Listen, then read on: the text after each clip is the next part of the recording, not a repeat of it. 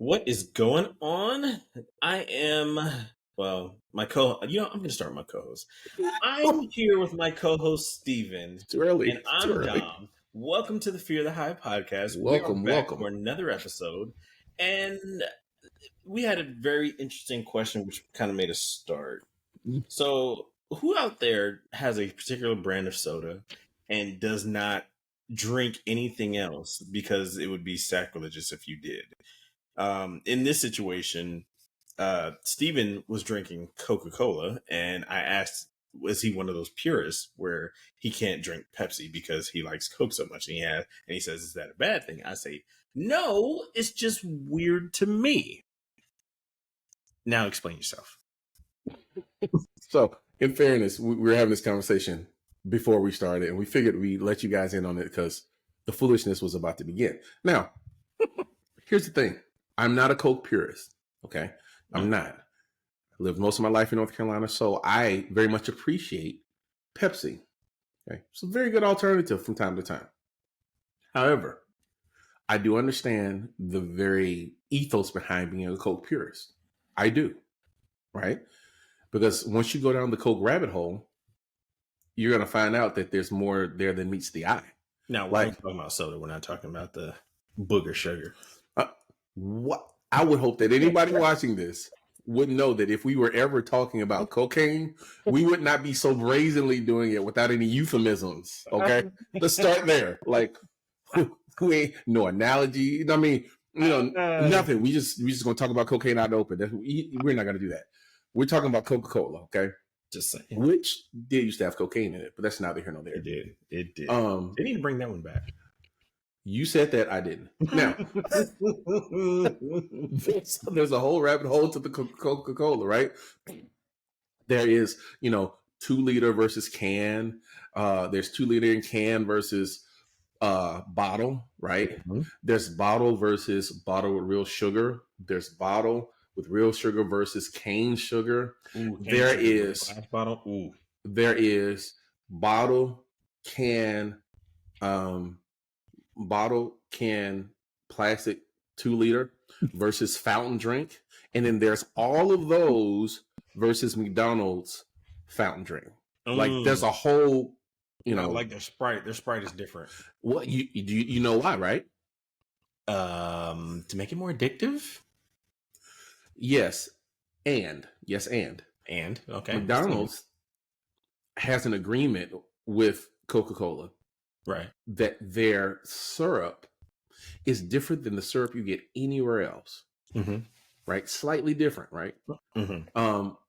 And I don't think it's, well, let me put it another way. I don't think it's like different. I think that their settings for the syrup are different, which means they put in a different amount of syrup that makes it better, which is why the Sprite from McDonald's or the Coca-Cola from McDonald's always tastes better than anywhere else unless they're completely out of it, right? Correct. So that's what it is. But yeah, Coke has a whole life of its own. Like it's a thing, and I understand how people could be Coke loyalists. Yeah, I'm just not one of them. So I'm not gonna lie, if I win this $500 million Powerball, I'm getting a Coca-Cola freestyle machine in my kitchen. No doubt. I think you're selling yourself short, right? Okay. And let me tell you why. Okay. If I were to win the $500 million, I wouldn't get a freestyle machine. I'd have my own Coca-Cola drink maker that followed me wherever I went. Like this dude would have dry ice in a backpack with all of the syrups to hand make them joints wherever I went. Like, Steve, is this your bodyguard? No, this is my Coke guy. It's my Coke guy. Yeah. He has cocaine? No. Coca-Cola, man. Get your life right. Get your life. Yeah. Ooh, what does he make? What do you want? He's trained to make any Coca-Cola product. Anything you want. How many serves does he have? He travels with the 22. You want to know why? You never know what I want. Never know what I want. So, but yeah, that would be interesting. Did you really buy tickets to that $500 million lottery? No, because it doesn't play until tomorrow. So I'll get it tomorrow. Okay. Do you buy them yourself or do you do them at like a pool at work? By myself, but I do have an agreement with other people at work. Okay, so, explain the agreement, because I've had one of those in the past as well, and I just want to see if my experience matches your experience. Okay, hold on. I'm just writing this. Yeah. All right. So essentially, what our agreement is at work is that, well, I have like friends at work that I game with, and we made a pact. We essentially said, all right, if you hit the lottery, we will at least clear off each other's debt. Oh, that's nice. Yeah, at least. That's wonderful. Yeah. That's But so I kind of modified that myself, and I will also get them one electric vehicle of their choice. that is so heartwarming. I mean, no, seriously, that's you actually like the people you work with. I mean, not that Well, I don't, but I'm just saying I know a bunch of people that play the lottery that if they won, they'd never be heard from again. true. True. Well, I mean, I put it like this. Having all the money in the world is fine, but if you don't have, if you were to win the lottery and you did nothing for not necessarily your family, of course you're going to do it for your family and like immediate family, Yeah. house, but like your friends, like if it's just one of those things where it's like, all right, if they can't enjoy a tiny piece of it, what's the point? I feel you. What would exactly be the point? Like, if I'm like, hey guys, yeah, I just bought that new that new Lamborghini or whatever. They're just like, yeah, whatever. All right, nah, just get out my face. That would be them. I want my people to win too. Like, part of me would essentially like figure out how to buy, like, let's say a building, and I would probably create a business behind it, and I would hire those two people and be like, yo, you're with me now. Like, we're gonna go have some fun. Like, work is not just gonna be work; it's gonna be fun, but also some work. That would be definitely it. So. What would be your first purchase? My first purchase. So, two things actually. I would pay off this house that I live in now, and then also I would hit add to cart and buy on whatever I had in my Amazon. Wait, so everything that's saved in your Amazon cart, you just unsave it and then just run it on the debit card? That's yes, absolutely. And then watch as when it's delivered, watch the Amazon guy struggle and just be like, wait, all of these the whole truck is going to this house. Like, yeah, just leave the truck too, because now we've got the Amazon electric delivery vehicles. I'm like, yeah, just leave that too. Tell me outside of the house. Hey man, all that stuff's mine. You know what? I'll call you Uber. Just leave the truck. Hey man, I paid for this truck. How much you paid for this truck? I paid $30,000 for the truck. Hold on. He just takes a wad of cash and throws it on. There you go. We're even. Just leave the truck. Here's 31,000. There you go. You made a profit, big boy. Hey, you got it. That's funny. Just to because they say that you kind of have to splurge a little bit just to get it off your chest. Oh, yeah. Because if not, anybody that says like, no, I would never do that is lying. I'm sorry. You have to get it off your chest. Yeah, if anybody says that they would go broke, like those are the people that go broke. Oh, I would never spend that money. Yes. Really? You have to blow. You have to know what it feels like to blow a certain amount of it, like a small percentage of it. Just be like, okay, that was that. Yeah. Moving on. Definitely. I feel you. That's Amazon. Okay. Yeah. Nice. Well, getting back to the show notes. Since we're talking about spending money, and Christmas is upon us. Spending money. Yesterday, my son said, "Dad, my feet hurt," and I was like, "We got to go to the shoe store because there's one thing I don't do. Feet hurt. That's not a thing. Like my parents worked very hard to make sure that my very large feet always had shoes that fit correctly. So I'm really big. I used to work in Nike store. Really big on making sure my kids have the shoes that are necessary for the things that they do. Right. Just for walking around, playing sports, in club, whatever. He has 3 pair of shoes. He said, "My feet hurt." I said, "We've got to go right now. We're going to the mall right now because I don't play that. It's right now. We're going right now. Right now. I'm in school, Dad. Forget it. How are you going to be a good student in school if your feet hurt? It doesn't work. Just doesn't. So go to the mall. I work at Raccoon Shoes, so I have an employee benefit that I could use. We went there. He kept hitting me with, Dad, these shoes are mid. We gonna leave Raccoon and we go to the Nike factory and we find a pair of shoes that he wanted. He picks them up. They're a pair of Air Jordan 1s, OG, retro, high, leopard print. He puts them on. Dad, these shoes feel so good. I bet they do. Nice. He said, oh man, these are the ones. I picked up the box. I was like, I don't think these are the ones. I don't. He's like, what's wrong, Dad? I was like, these shoes are not shoes for children your age. He's like, but Dad, they fit me. I don't think you're understanding what I'm putting down right now. Says they do not fit you. There's no way I'm paying $144 for a pair of Air Jordans for you, my soon-to-be 8-year-old child. I'm sorry. Oh, God. Oh, it was your 8-year-old. Oh, okay. Oh, you thought it was the big one? No. No, these were 3.5 Ys for $144. No, son. And I was like, you got to be kidding me. No, son. Now, granted, you can get these Shaqs. Hey, man, they was 30% off, so it was like $105. But even still, I'm like, there's no way I can justify this to any part of my brain. Well, or my bank account or my wife. Right. Is your son hard on shoes? What kid isn't? Okay.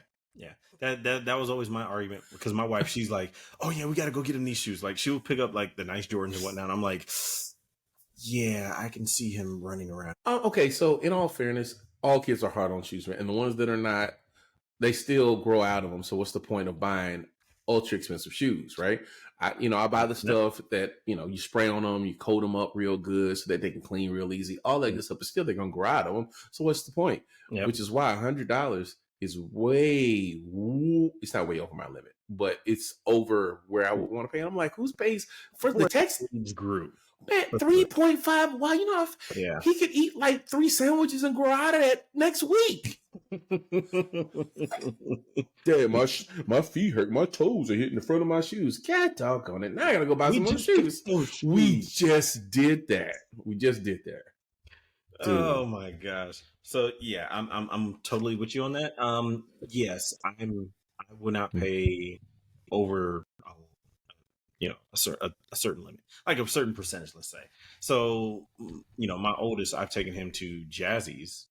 Yeah, I think that's the store, Jazzy's, over here in North Lake Mall. And, he picks up the shoes and I'm just like, ooh, those look expensive. I know how much those are. Dude, why do you even go in there? Well, because my wife said so. Oh, blame it on the wife. My wife says, yeah, I'm going to take you shoe shopping. And then it gets days or weeks later. And she's like, hey, Dom, can you take him shoe shopping? I'm like, you already know. You already know what's going to happen. Like, what? No. Yo. You know me. And no, this just doesn't mix. And so what happens is we go in there and I'm FaceTiming her and she's like, and so I'm that dude on the phone, like, hey, you like these? You like these? What about these? Okay, no. And then sometimes she doesn't even answer. So it leaves me to my own devices. And then afterwards, she's like, why'd you do that? I'm like, well, you didn't answer the phone. So I had to. He got these $25 Filos. What do you want from me? You sent me shopping for the shoes. You say that. Did you say that when your wife sends you to get a category of thing and you get the category of thing that you were sent to get, but not the brand? Now she's mad at you because you didn't get the right brand. Correct. And I'm like, but you didn't tell me to get. You didn't tell me what to get. You told me the thing to get, not the brand to get. So I was raised in a military environment. You give me instructions, specific instructions. If you do not give me specific instructions, it is left to my judgment. He said, I am a simple man. Give me a list as detailed as it needs to be, and I fill everything on the list. But if you give me a list that's very, very vague, you're going to get what you get. You're going to get what you get. I'm sorry. At that point, I assume responsibility for choosing the direction of which it's going to be carried out if you do not put those instructions. And yes, it is what it is. And if you allow me to my own devices, clearly you're saying you trust my judgment. And if now you do not, Inherently. that is an internal issue that I cannot. I see no problem with what happened. I think you need to have a meeting with yourself about why you trusted me to begin with. You know how I get down. I've never been one to show that I'm going to spend over the amount necessary in my head for these shoes. So I don't know what you were expecting. We get to computer parts. Okay, yeah, you might have to rein me in a little bit, but shoes. And I mean, I'm not like a square where I just don't know what's what. Did you say a square? What are you, 50? L7, man. I'm sorry. Never. Oh my gosh. Okay, so let me, before I forget. Okay. What is the most money you've ever spent on a pair of shoes then? Most money I've spent on a pair of shoes had to be some Supras, black with the white bottoms, and those were probably 120, 130. Ever? Oh, wait, I'm sorry. No. The Air Force, it's the Fusions, the Air Force Jordan Fusions, black with the white fronts. That was like 170, 180. That was the most I've ever spent. My guy. Actually, you know what? This is a horrible question because now that I think about it, I probably have spent more than that. And because I have some other Jordan. Yeah, never mind. All right, to like 220. Oh, Jesus Christ.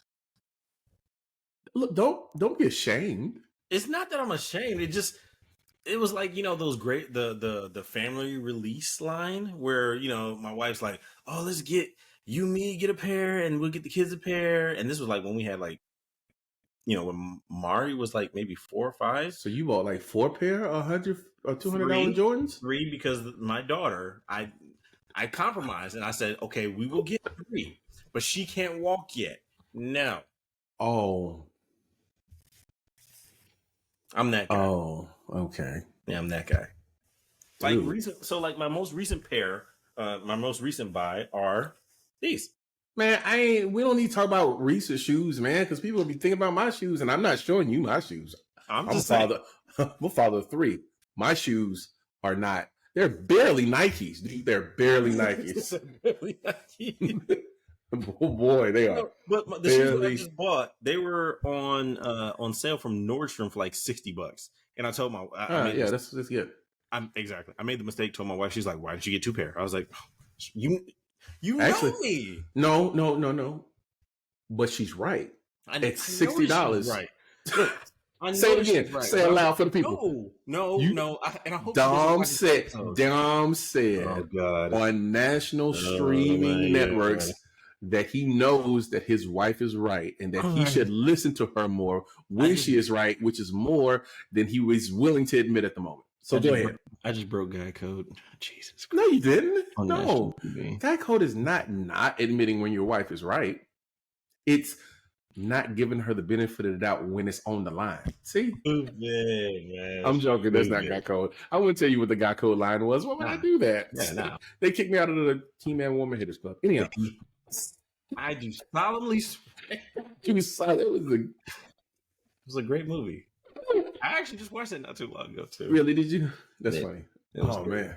Dude, okay, so I was buying $160 shoes back in 97. Like, what? And back in 97, that's a lot of money. Man, okay. Quick story time. So my man's we was going to A&T's homecoming because it is the greatest homecoming on the face of the planet. It's Jiho. What'd you call me? Jiho. I said, would you call me? Yeah. I'm sorry. So this particular year coincided with the release of a pair of Air Jordans. I think it was the 12s, if I remember correctly. Hold on. The sad part is, nope, it wasn't the 12s. It was the 14s. This is how old I am. Yep, it was the 14s. So it was the 14s, right? And so all week I had been working the guide finish line because I wear size 15, so you gotta make friends, right? Yeah. So I've been working the guy at finish line. I found out, when they were gonna open, who was gonna be working, what I needed to buy to make sure I got my pair Right. and all that good stuff. So the short of the story is I had to buy the shoes. Matter of fact, I was going to homecoming, so I had to be fresh and fly, right? So what I did was I bought the shoes, which was 160, the socks, which were 25. They were Air Jordan socks. Look, and I bought an Air Jordan jumpsuit, two of them, because we had 2 days. I spent $550 before it was time to go to homecoming, but I was fresh I would have to hoped death. so. I was sharp as a brand new tack boy. It was Oh my on God. and popping. But yeah, no, man. Most expensive shoes I've ever purchased was like $200. No, Okay. $200. Yeah. Well, I mean, that's that's right. For me, Mm-hmm. for me, if you're talking about ever purchase period, well, Uh-oh. my wife has this thing for shoes, Mm. and so Hey, wait. Okay. Before you go on, did you already do this thing where yep. she has like a ton of shoes already that she just doesn't wear, but then she's like, I need more shoes. Okay, so I listen. The answer to that, as I previously stated, is yes. That is absolutely correct. But here's the thing. Here's the thing. You have to understand the psychology around women in shoes, I right? don't think I need to. You have to. Because if not, you'll ask yourself why you're paying $40 per month for Shoe Dazzle when she has 50 pair of shoes, right? Mm-hmm. Because the answer is if she buys a pair of shoes every month, those shoes could be $90, but Shoe Dazzle's only $40. So you're saving $50 a month. Exactly. Now, Are you though? you are. Technically, it's not saving if you don't spend it at all. Here's the thing. Sometimes I subscribe to Girl Math. And Girl Math says that with a Shoe Dazzle subscription, you're saving $50 a month. Okay? That's what it is. That's what it is. I don't think it works that way. I just don't think it works that way. I'm telling you it does. I've seen it. I've seen it in person, real life person. Okay. But yeah, no, different shoes are for different occasions.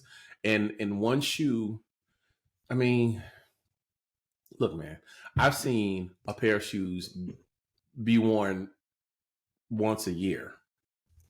Yeah. So I'm with you on that.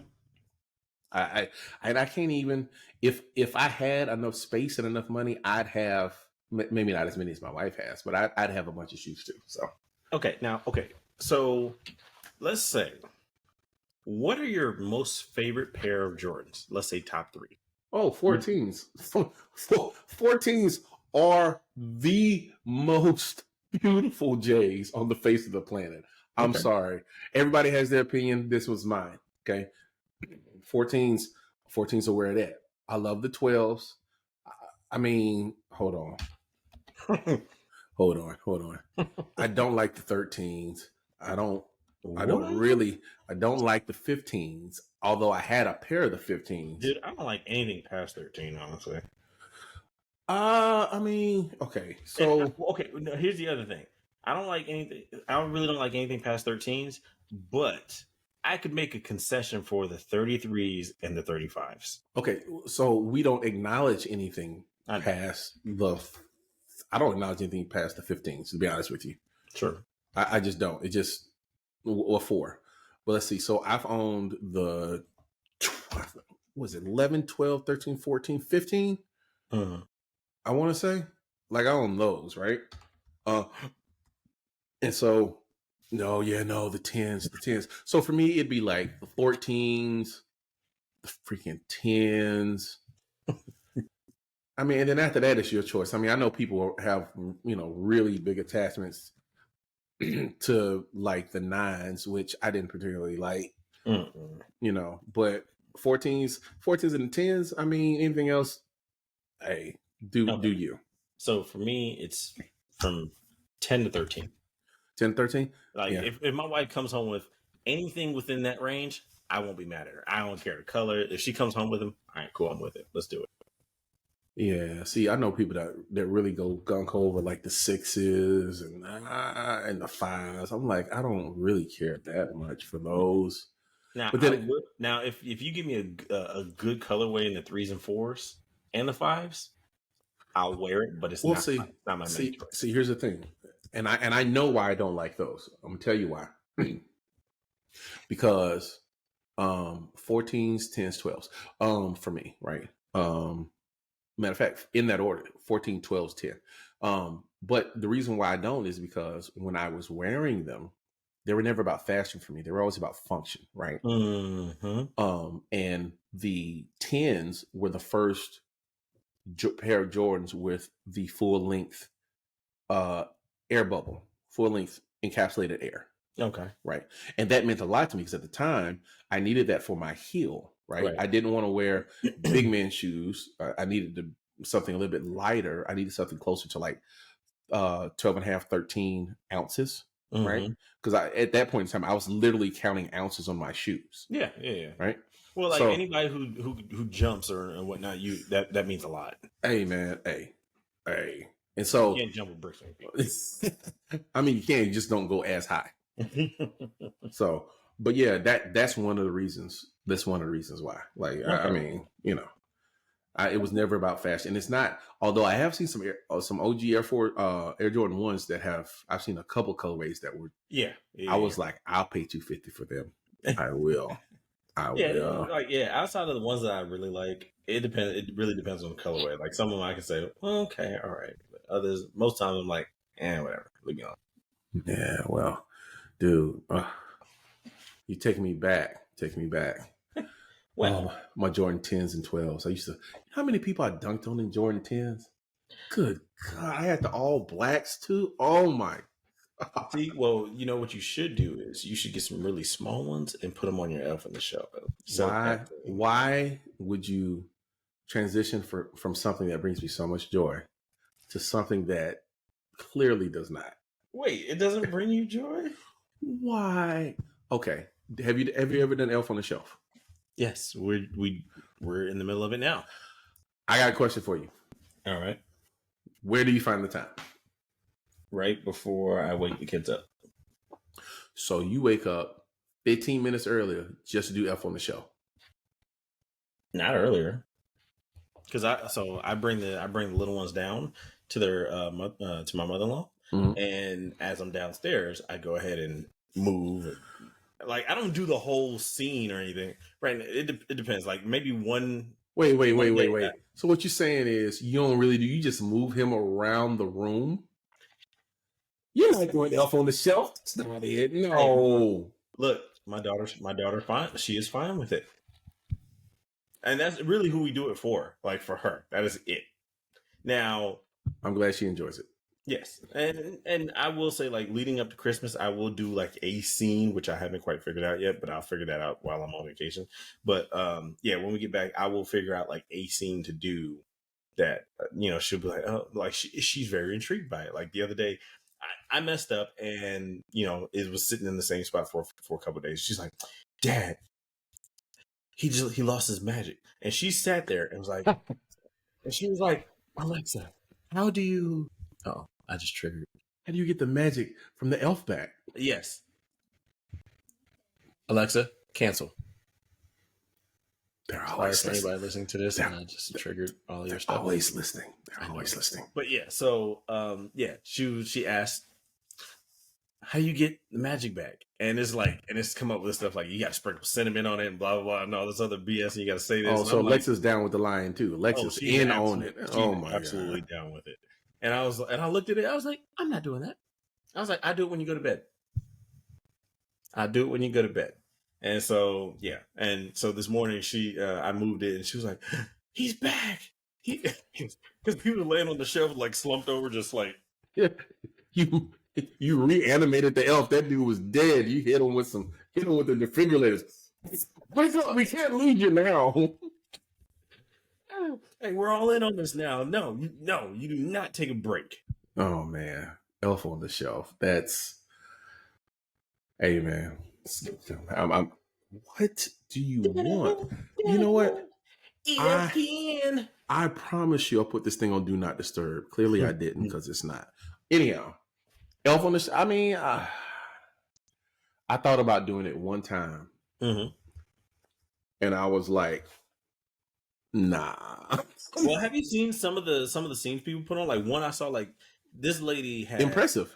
yeah, this person had basically noodles hanging all over her stove, like not necessarily like in the pot. It was like hanging off like the oven door and all this Yeah. other stuff, and it was colored and whatnot. And I was like, so you boiled spaghetti noodles, colored them, and then proceeded to throw them all over your stove? Hey, them your people, them your elf on the shelf people. Nah, man. I was like, that's too much. No, Look, like, so this wasn't an elf on the shelf thing, but we did do something like to make it look like Santa came through, and I made a mistake. I used cornstarch instead of powder. And basically, I put the cornstarch down, and I took boots, and yeah, try to make tracks with it. It took four, like, it took forever for that cornstarch to come up. Like we were vacuuming that thing for weeks to I don't finally know. get it. I don't know why it's not coming out because it's cornstarch and not powder. That's. I was like, oh my god! Like, in at the time, it seemed like a good idea, and I knew I messed up after I put it down and started doing it. I was like, this doesn't like the.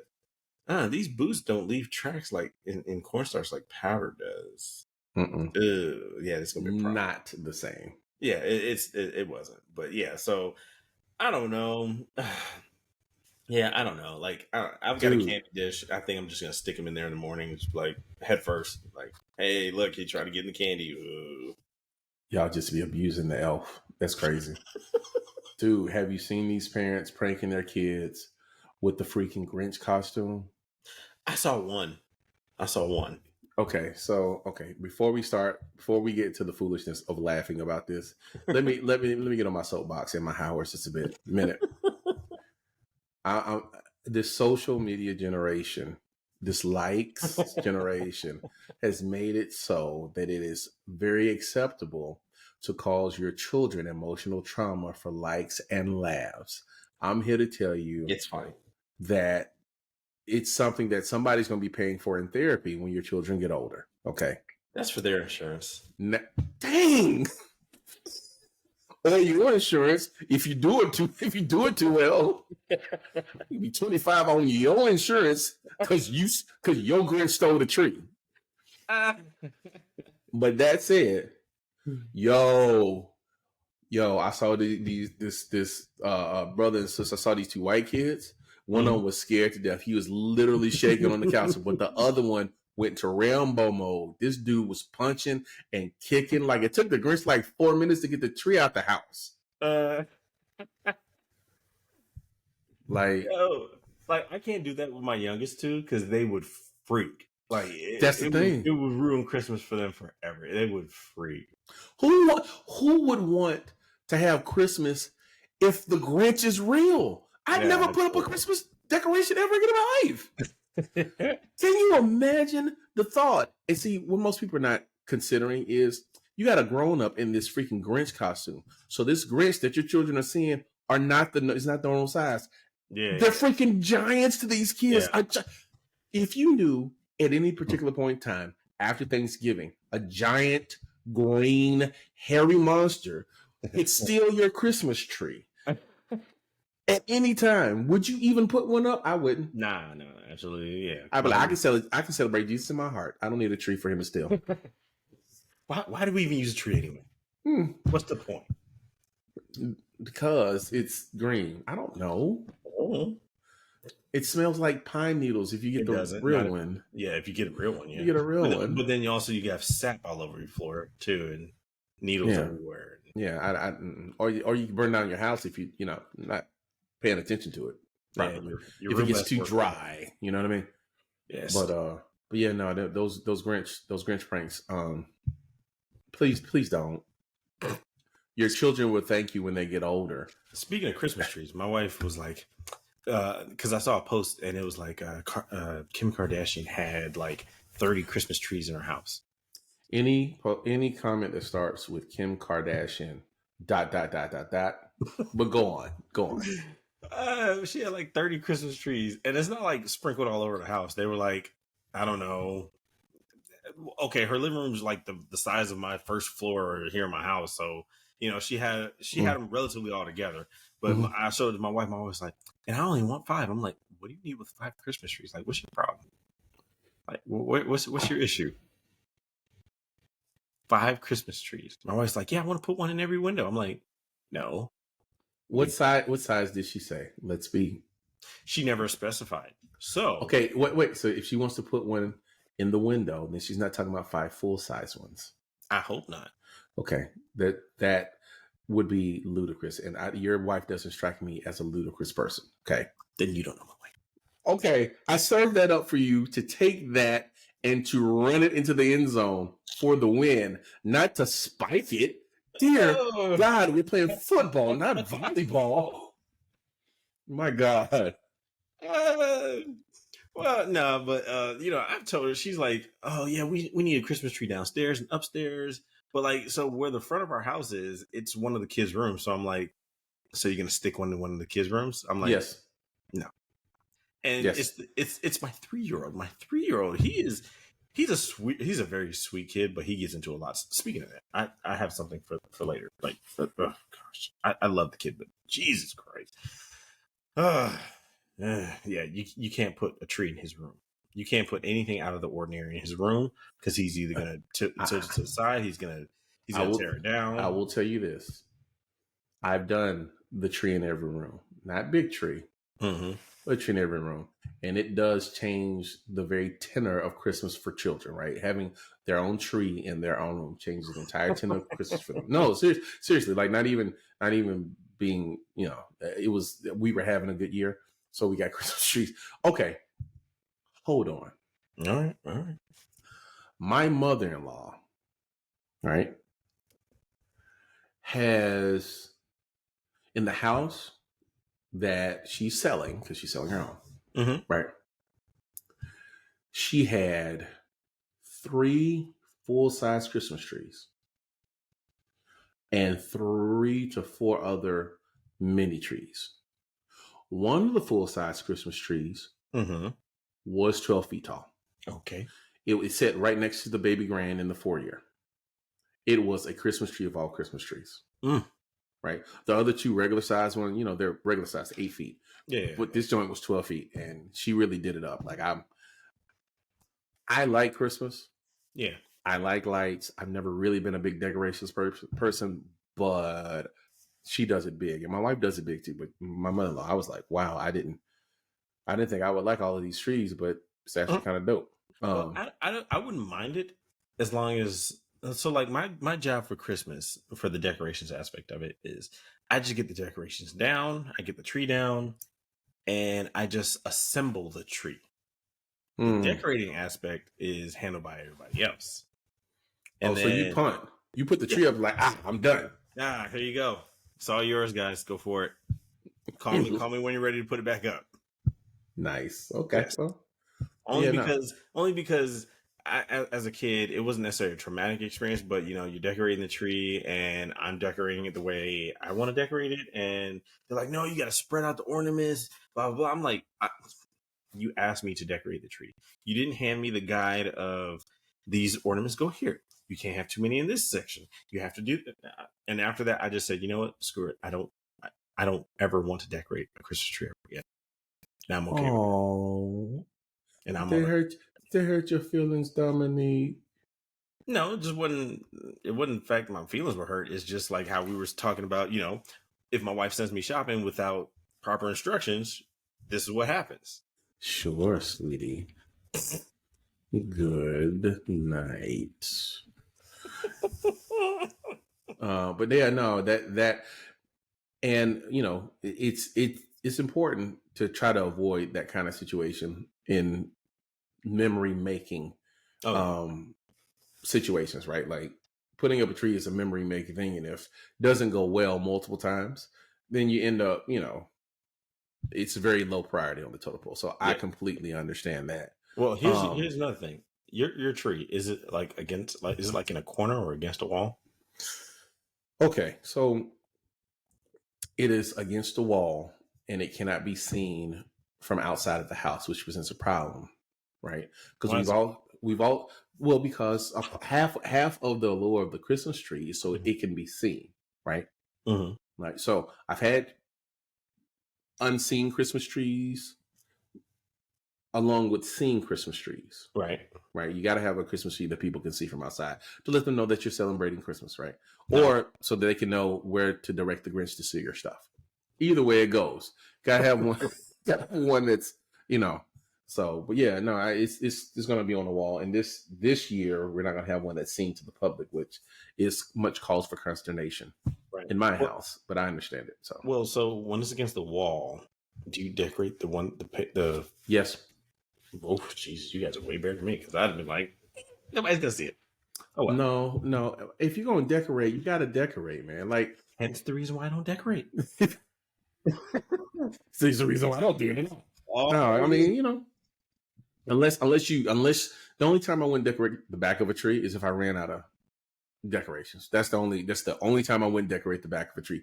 Because I don't know. Back of the tree needs love too, man. Come on. Note to self: when I need the back of the tree decorated, call Steve. Yep. You can call me. You can call me. So, Uh-oh. Is Santa still real for your kids? For the youngest three, yes. Okay. For the older ones, no. Not Older at all. one, no. Older one, Yes. no. Wait, Dad, all your kids are younger than 3? Well, the 7-year-old, she still believes. Oh, yeah. No, my 7-year-old does not. Yeah. Santa's a real person that plays a character, but that dude don't be bringing no gifts. Yeah, my wife, she wants. It's weird. My wife wants to break it to my daughter, but my wife can't bring herself to actually break it to her. No, So- you gotta let them find out. You gotta let them find out. Exactly, and that's where she's at. She's just like, well, she almost said something that correlates with Santa isn't real. I almost told her. I was like, oh, okay, yeah. Yeah, no, you can't tell her because she's not gonna believe you, and then it spoils it. They got to find out for themselves. It's a rites of passage. Yeah, so right now they think that Santa brings a certain amount of gifts, and mommy and daddy gets another set of gifts. Nah, bro, give me all my shine, bro. Yeah, I'm not. I was definitely against Santa getting all the credit. I'm like, yeah, no, I worked hard. No, These gifts too expensive to be letting Santa walk around like he doing everything. No, thank you. I mean, okay, and granted, when my kids were younger, it was Santa and their grandparents that got the gifts, right? Okay. Right, because my mother-in-law and my mother, they bought gifts. My mother-in-law buys Christmas gifts in like July. They're like wrapped. They're like wrapped before Labor Day. And she's just like, I'm with her. Just do it early. Yeah, my mom buys them in November, and I get them like the first week. But it's always been like, this is what grandma and grandma bought, and grandma and Mima bought, and this is what Santa gave. And then we did that for like 3 years till Sam turned like 8. Mm-hmm. And Sydney was 4, and then he knew and she didn't. And then when she turned 8, she knew, and then Silas didn't. And now Silas has known for like 2 years. He's known since he was 5. It was all us. Yeah, no, we're not playing those games. No, sir. Yeah, I'm not gonna lie. I can't wait for my daughter to find out. I mean, it's gonna be a little heartbreaking. I'm gonna have to take her out for ice cream or something. But I get ice cream out of it. When did you find out that Santa was not real? That's a complicated answer because, okay, well, it's not super complicated, but I want to say I was probably about like 9, 10-ish. Yeah. But here's the thing: I went to like a private school where we had Bible every day, so they definitely were not pushing Santa. So it really conflicted with with all that. So yeah, I mean, not pushing Santa and find out Santa's real is 2 different things. Like, I get it. My church wasn't trying to push Santa either. Like, yeah. Yeah. But what was he? Okay, so it was I graduated in 97. Around December. It was always Luke 2, 8 through 30 something ish. Yeah. So that's pretty much all that was going on during December. Dude, so how did you find out? Like, did somebody tell you? Did you figure it out? Did you see mommy kissing Santa Claus? Like, what's the deal? Honestly, here's the crazy thing. I don't remember. I don't remember how. Oh, freaking! I remember how. It was 1989. Oh my gosh, this guy's a year for it. Nice. It was 1989. My You know, I was dad. born in '89, right? I know you don't have to remind me, young Padawan. Okay, no, but 1989. We're having we're having Christmas play rehearsal at my dad's church, right? Mm-hmm. And we were done with the Christmas play rehearsal. We were hanging out. And so I'm going to go tell my dad that we're going back to the house. I go to my dad's office. And then I had not gone to my dad's office for quite some time. I walk into my dad's office and my dad is not there. But you know what is there? The Santa suit. All the gifts on top of his bookshelf. And I go, my dad robbed Santa. My dad is Santa. Oh no. So I call my brother over, who's 5 years younger than me. Wait, is this Will or the other? Will. Yeah, I call Will over, like, yo, check this out. He was like, I was like, I know you don't understand. I'll explain it to you next year.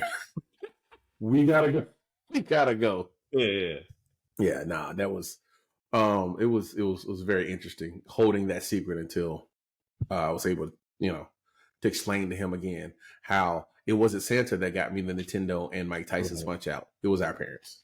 Well, and that's the one rule that we have for any of the kids that find out that Santa is real. It's like, hey, do not tell your sibling. Yeah, please. Got to. Don't ruin it. Makes them feel like a big kid too. Like, ooh, I know something you don't. Yeah, but until they start, threatening that they're gonna say it, and it's like, all right, if you say it, Santa's not gonna bring you anything. Yeah, Santa isn't real. No, I'm real, and I'm not gonna bring you anything. I'm real. So, oh my god, fear me. Hey, are those two new paintings behind you? These two? Yes. Yes. We've got Evil Morty, and we've got Toy Story. Woody and Buzz. Yeah. Buzz. I'm trying to get my wife to do a Rick and Morty collection. She's got 5 Rick and Mortys now. I'm trying to get her to do like 5 more. Got to do like Mr. Meeseeks. Got to do Pickle Rick. Got to do Mr. Poopy Pants. There's a whole bunch of people that I need for her to do, right? Does she do South Park? Actually, she could, but she hasn't up to this point. Like okay, this is how much older I am than you. We watch, yo, I don't know how we got here, but we're here now. So Rick and Morty is one of my favorite shows, but you know what's also really, really, really good? Freaking Bob's Burgers. Never seen it? It's okay if you haven't. Up until like 2-3 years ago, I did not fully appreciate the beauty that is Bob's Burgers. But as a father of multiple children, all of which are weird in their own way, right? Bob's Burgers is absolutely hilarious. I'm gonna check that out then. Like, they got a movie. I've heard and seen. I will tell you the story about the movie offline. I can't tell you about the story. Movie on the podcast. Okay. Can't do that. That's not for general consumption. But Bob's Burgers is really good, as is Rick and Morty. Matter of fact, Rick and Morty has more highs than Bob's Burgers, but Bob's Burgers is consistently good. It's like, you watch Family Guy?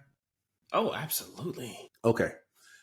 Bob's Burgers is like, you know how Family Guy is like in the line of succession from Futurama, which is in the line of succession from The Simpsons, right? Yeah. Well, you got like Simpsons, you got Futurama, you got Family Guy. Right. Now, there are some other shows, American Dad and a bunch of other ones, right? Nah. I never liked American Dad.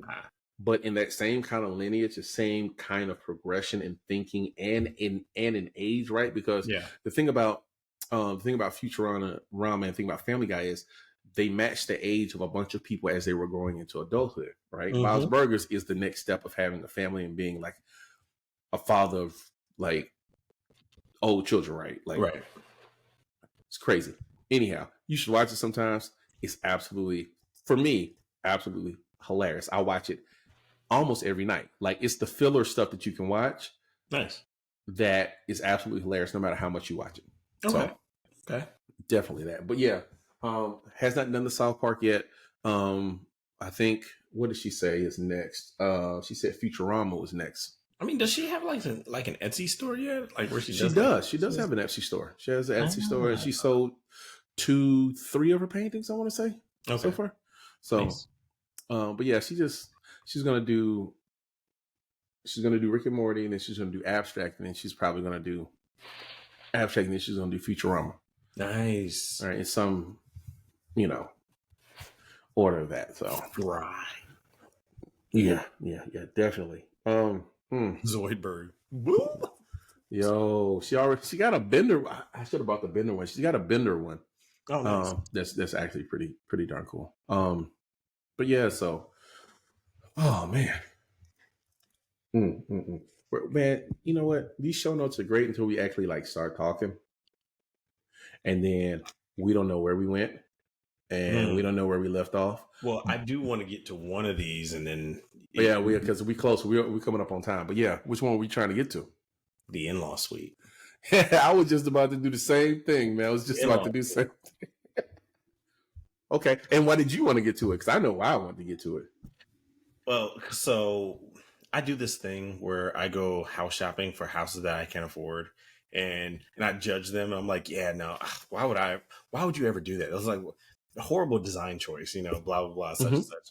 And one of them I come across, and it's like an in-law suite where the in-law has his own garage, and then that's dope. and then you walk into the in-law suite. It has its own living room and a kitchenette, and then there's a room, and then there's a the in-law bathroom. Oh, not bathroom, but bedroom with an ensuite.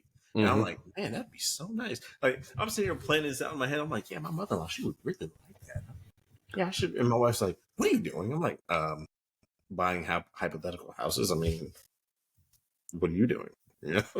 But yeah, so for me, the in-law suite is definitely something that I would want in a house because my mother-in-law lives with me now, and it's the reason why we have the house that we have because it had a main floor master, essentially a main floor master, and her bathroom is about the same size as me and my wife's.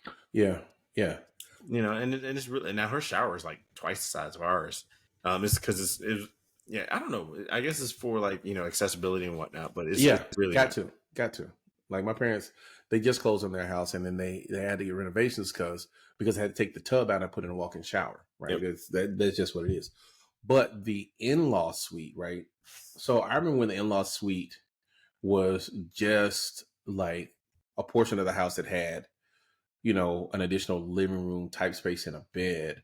To now, some of them have small kitchenettes, a bed, and a living area, and a full bath. To now, some of them have a full kitchen, a bedroom, full kitchen. No, like a full kitchen. Like I'm looking at the ones here. In Texas. Man, I saw it and I was like, that's perfect, right? Because of course the showers are all walk-in. It was like, I want to say it was like 900 square feet or something like that.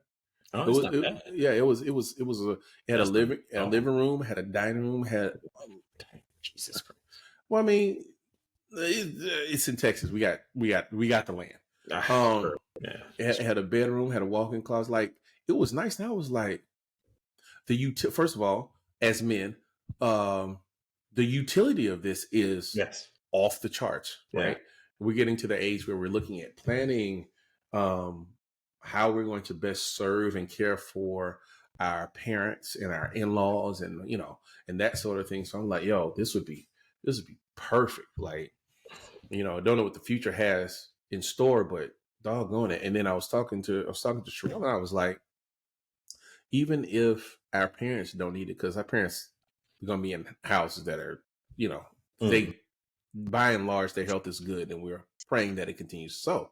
Right. But even if our parents don't need it, right, it can be an additional office space for us, or studio, or as our children get older, right, when they come back from whatever apprenticeship, college program that they're going to, Yeah. They can come back and they can stay for a Yeah. year, stack this paper, and Yeah. go buy their own place, right? And all of this plays into being able to help our family do what it needs to do. And man, I'm gonna send you I'm gonna send you a Instagram link. That Yes. joint, I was like, yo, that's where it is. And can you imagine, like, you could rent it out? Okay, so my only gripe was the ones that I saw, the entrance was right at the door of the house, right? Oh, okay. And I wouldn't really want to. I kind of it for family. The entrance at the door of the house is fine, right? Yeah. Right. Right. But a part of me wants to be able to rent that Rent it out. out. Yeah. Yeah, and so I kind of would want a different entrance. But if it had a garage, its own garage entrance, that'd be perfect. Like, Yep. you know what I mean? Like that's Yeah, or I mean, as a guy, it's like, you know what? I can take this part of the house, and you guys can have the rest of it, and leave me alone. wow, dude. Okay, so in fairness, have you ever considered what you're going to do when your kids are gone?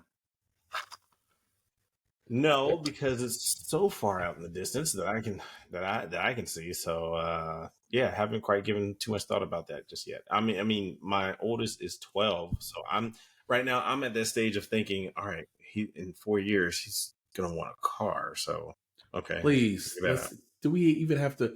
Why'd you even bring that up? Look, man, my kid Sam every day is like, "Hey, man, can I get this learner's permit?" Because he's 15, right? Hey, Yeah. can I get this learner's permit? I'm like, nah, nah. I'm gonna have to get it. I'm probably it's probably gonna be if his grades pull up. It's probably gonna be February when he gets his Okay. learner's permit. So That's cool. yeah, Yeah, so I'm thinking I'm in that mode right now. I'm not thinking about them going off to school or whatever they do after they graduate and if they decide to come back or not. It's just I try to take things in certain chunks, but yeah. But I mean, me and my wife, we've glazed over it and mulled over it a little bit and was like, yeah, her idea is she wants to have this big house. I'm like, no, but we'll see what the future holds. She wants them to be able to come home, and just like you said, be able to, stack some money so they can get ahead. Not necessarily, if they decide to buy a house or not. It was just put some money away so you can have some. You don't have to pay any bill, or might do that thing where it's like, hey, you pay us rent. But essentially, what we would do is take that money, put it into a savings account, yep, put in a money market account or something or other. And then when yep, they decide to leave, it's like, all right, well, here's this money back. exactly, And exactly. something along those lines. So yeah, we do think about that. And if that does happen, it's I lived through something like that overseas where my brother came to live with us twice on two separate occasions. And first time was when he was, I think, in high school or just getting ready to graduate high school. It was definitely just a visit, but he did every time he stayed for like 6 months or so. So he made it. I think he was done with high school. Yeah, like maybe right after his first or second year Mm-hmm. in college, he came to stay with us. And at that point, he's like 19. I'm like, how old? He's like, yeah, I'm like 9. So Oh yeah, yeah. yeah, so he stays with us, and I'm just happy to have a big brother. But then the second time, I'm a little bit older. I'm a teenager, and he's 23-ish for something along those lines. And that was a big difference because he came and stayed with us and worked at the local power zone, which is the equivalent of today's Best Buy in the military world. And he was working there, and I do owe him a lot of credit to uh my turning point in high school in school, because before then I had no sense of style or anything like that. He did the brotherly thing and took me under his wings, like, hey, look, this is how you gotta dress, this is how you talk to Mm. women, this is how if you go to a dance, you can't be sitting on the wall. And so yeah, but He yeah, put you up on game. He put you up yeah, on game. He exactly. did the brother So thing. Yeah. yeah, so when he came to stay with us, we didn't have that much room, but we made it work. It was pretty decent. He had a room Yeah. to sleep in and whatnot. So yeah, and I say that to say that for my oldest, it's going to be the same thing with him and his younger brothers. Like, if by the time he comes Because back, he's or so he much decides older. to come Yeah. back, yeah, he's going to be in that same situation where he's like, yeah, what's going on with your life? All right, so let me put you up on game. Let me show you this. Let me show you that. Let me show you this, and so on Yeah. and so forth. So definitely want to be prepared for any of that as it comes up. It's gonna be interesting. I'm very invested in seeing how this turns out. Well, the funny thing is, the reason I asked that is because, in looking at houses, right? we just got here. We're looking at either buying or building. We're going through the process. We just talked with the realtor. We looked at a very nice house yesterday. Mm-hmm. This house is nice. This house is 3,700 square feet. Nice. Okay. All right. Yeah, it's nice. Nice house. I was like, all this space is great. Bathroom. It's got one of them big old, big tubs, Mm-hmm. and one of them big old showers. Like, it's great. I was thinking to myself, in 2 years, I'm going to need one less bedroom. And in 6 years, I'm going to need 2 less bedrooms. Why would I buy all this house now? Like, if I was going to buy this house, I should have bought this house 5 to 7 years ago. Right. Yeah. to get the utility of it, because in 6 years, I'm gonna be like, it's gonna be too much house. It's gonna be us and one kid in 3,700 square feet. Like, who needs all that space? But if we get it done right, like if a part of the 3,700 square feet is an in-law suite, right, that could double as an office, then it's not so bad. Not so bad. Then it works out. But yeah, just thinking about kids leaving, it's dude, freaking 10 years, I'm gonna be an empty nester, buddy. Man, how does that make you feel? 10 and a half years. I don't know. I don't know. So I've thought about that, and I'm like, look, and I tell them, I'm kind of grooming my kids. I'm like, hey, look, when you do move out, just know that dad needs a key. I need a key because I'll just pop up and, you come home from work and I'm just, hey, what's up? What's going on? Make sure that there are Cheetos all over your floor. Oh, absolutely. And have drunk water bottles all over your counter. But also at the same time, it's like, hey, look, I put in a lot of hard work to get you guys here. I want to be able to enjoy some of this. Like, I don't care if you guys are in different states. You don't know when I'm going to show up. I'm just going to be there. You can be like, how'd you get in here? I'm like, that's not the question that you ask. What do you mean, how did I get in? Who's going to make more Kool-Aid? That's what I need to know. Hey, you out of Kool-Aid? I left you a swallow in there. Hey, they walk through the, hey, man, you out of Kool-Aid. How did you even get in here? I was thirsty. I was driving through. I figured I'd stop and get some Kool-Aid. But you got Kool-Aid at home. Yeah, but I wanted to drink your Kool-Aid. I wanted yours. Yeah. By the way, you used too much sugar, but it's okay. I fixed it. It's okay. You're still out of Kool-Aid. Yeah, so I kind of want that opportunity to just hang out with my kids and not necessarily impede or intrude on their lives, but it's like just pop up every once in a while, and just be like, hey, what's going on? Hey, what's up? Because I'm definitely gonna do it in college. I'm gonna be like, hey man, look, my name's on the bill. First things first. We go here. First things first. We know there's absolutely no reason for you to do this in college unless you want to be traumatized as a parent. There's no reason to pop up on your kid and not know. I'm sorry. Well, that's a bad idea. Bad idea. So you're right in that instance, but at the same time, my son, he tries to do stuff and it's like, dude, I've been where you are. I know what you're thinking right now. Like, the same goes for college. Like, I'm not gonna be naive and be like, yeah, hey, girls, whatever you got going on, all right, fine, whatever. But I'm not aloof to that fact. I'm actually expecting that. Expecting it and walking in on it are two totally different things. Hey man, look, as long as you wrap it up and don't, do something stupid or whatever, hey, do your thing, whatever. No, what do you mean do your thing? No, Steven, I don't know. Steven. No, Now you're naive. I didn't say I was naive. I'm just saying there's no world where you're going to hear me say, do your thing. No. Sorry. Call me a hater all you want. There's no world I will say it. Even if for some reason I might be expecting it, because I know how college goes, you'll never hear me say it. You went to A&T, you're like, come on, man. Like, seriously. That's interesting. I think we lost Steven.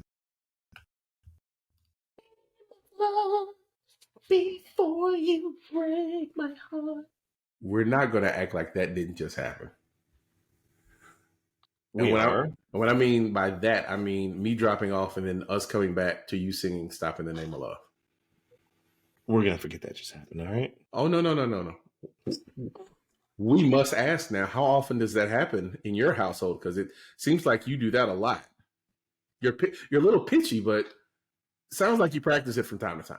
It depends, and it depends because it's triggered by certain words, and like certain words trigger certain songs, and So like your avatar.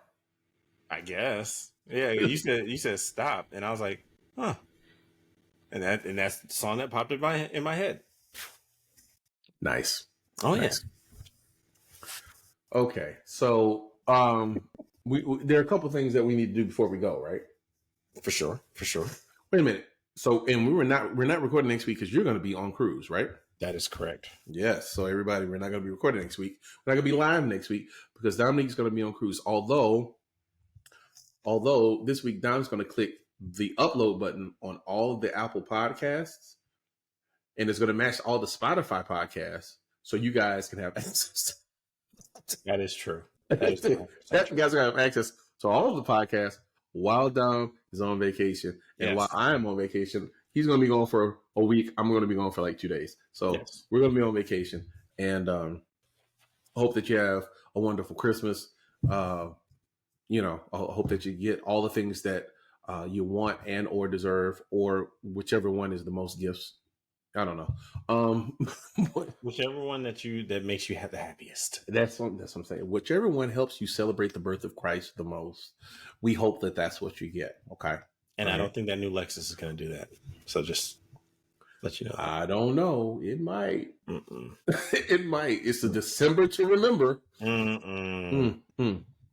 Yes, go to your nearest Hendrick dealership, please. Wow. He said, I'm going to plug Hendrix. Oh, man. I really want one of those Lexus trucks. Like the big box Lexus. The one with the infinite grill where it just keeps stacking. Yes.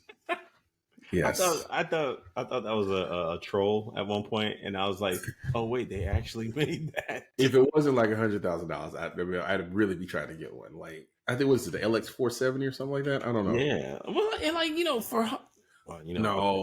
that's not it. I'm gonna stop there. I'm not gonna open that can of worms. What, man? What? Might as well open it. So I'm not gonna do it. Come on, Dominique. Come on. You know you want to open the can of worms, man. I was like, yeah, I wonder what it's like to drive like $100,000 car. And it's like that's like 1/3 of a mortgage or like half of a mortgage for some people, and it's just like, first of all, I didn't want to open up this can of worms. It is all that it's cracked up to be. Let's start there. Okay. It is all that it's cracked up to be. And if you actually are paying, like if you actually have a car that MSRP at $100,000, you know it's very apparent. Like I thought I knew the difference. Yeah. Till I bought my wife's truck, I did not know the difference. Oh, I bought my wife's truck. We're going to have that truck 3 years. It's a 19 Escalade ESV Luxury Edition. It MSRP was like 108. Jesus. Right? I got Steve makes all the money on the price. No. Steve knows how to find a good deal. Steve knows how to find a really good deal. Okay. Either way, and by the way, I'm trying to get rid of this truck. What? Love the truck. Trying to get rid of the truck. What? Right? Look, you do know that after a certain set of mileage, Cadillacs are no longer worth the hassle of having one. Like my dad said, he always said, after 100,000 miles, you get rid of your Cadillac. Period. Right. And so it's like, because they're going to work great. It's just the cost to repair them once you get into the you need repairs zone. I'll put it like this. This is why I need to get rid of the truck. All right. You know how there's like mist on your front window, right? Yep. Your windshield, right? And you hit that little button and it sprays out that stuff, right? And your windshield wipers go in and it wipes it off, right? Yep. All right. Ask me how much it costs to fix the spray thing on an Escalade. How much, Steven? Okay. It costs more than the last TV you bought. $4,000? What's that? Like $400 or $500? Oh, I'm sorry. It costs more than 2 times more Oh, than the last TV you that's bought. stupid. That's absolutely stupid. You're just spraying practically antifreeze on your windows. No, Like, no. There's a motor. There's a motor that goes in, the motor that pumps the stuff to clean your windshield, right? yeah, but That went out. And I was at AAA, which generally I know how much they're going to, I know that they're not going to gouge me like a dealership, right? But I do know that they build their mechanics out of like $55, $60 an hour. So, okay. But that man was like $1,400. I was like, and that ain't even dealership prices. Dominique. So for those people that don't know that Escalade is like part of the GM brand, I'd be like, so how much is it on a Suburban or a Tahoe? Because it's got to be the same parts. It's close, actually. It's actually very close. I'd be like, because of the hours of labor, I think the parts are only like $400, $500. That's still a lot. You think? Which is why when you get to a certain mileage on a Cadillac, you get another Cadillac. Yeah, that's true. Right. And so if my wife is listening to this podcast, which sometimes she does and sometimes she doesn't, I'm gonna let you in on my plan for my wife's Cadillac. Right. See, this year my wife turns 40, right? And so when my wife turned 35, I had a very big birthday party for her. I invited 30 people to this restaurant. I paid, I don't know, like $1,200 for the meal, right? It's great. Had a good time. Big, doing it big. Got her a Cadillac. Got a real good. I was. Listen. You know how long I had to save for that? You know how many bologna sandwiches? Well, I'm tripping. Black Forest ham sandwich I had to eat for that. Anyhow, Black Forest ham. But yeah, so we did that. I got it at Escalade. I got a real good deal on it. So I went and got it, got the Escalade. That was for 35, right? For 40, right? Because 40's big, right? Bentley for truck. Women. It's I'm sorry, what? I will throw this glass through the internet at your hand. Did you say what I think you just said? Bentley truck. Why would I get a Bentley truck when a Cadillac is all, it's not the same price, but I'm just saying that, you know how much oil changes are in that Bentley truck? Oh my God. Anyhow. So the plan is, right, I won't say there's like 3 parts to this plan, but one of the parts of the plan is to replace the Cadillac. Because like we're at that point where if I'm going to be spending, I don't know, $700 a month on repairs, right, I might as well replace the Cadillac. Oh, absolutely, yeah. Might as well replace the Cadillac. That's what we're going to do.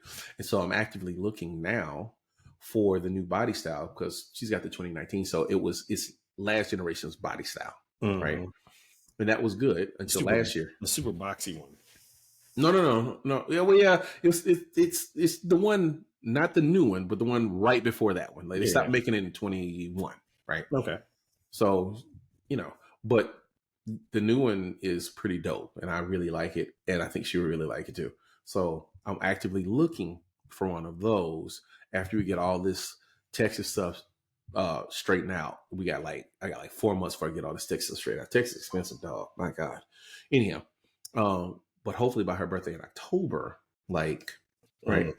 Yeah, no. And I'm not buying the new because I'm not crazy, but I'm waiting on there's a little bubble that should happen right around July, August. Yep. If I'm pegging this right, and if I am, then I'll get one at a reasonable price, right?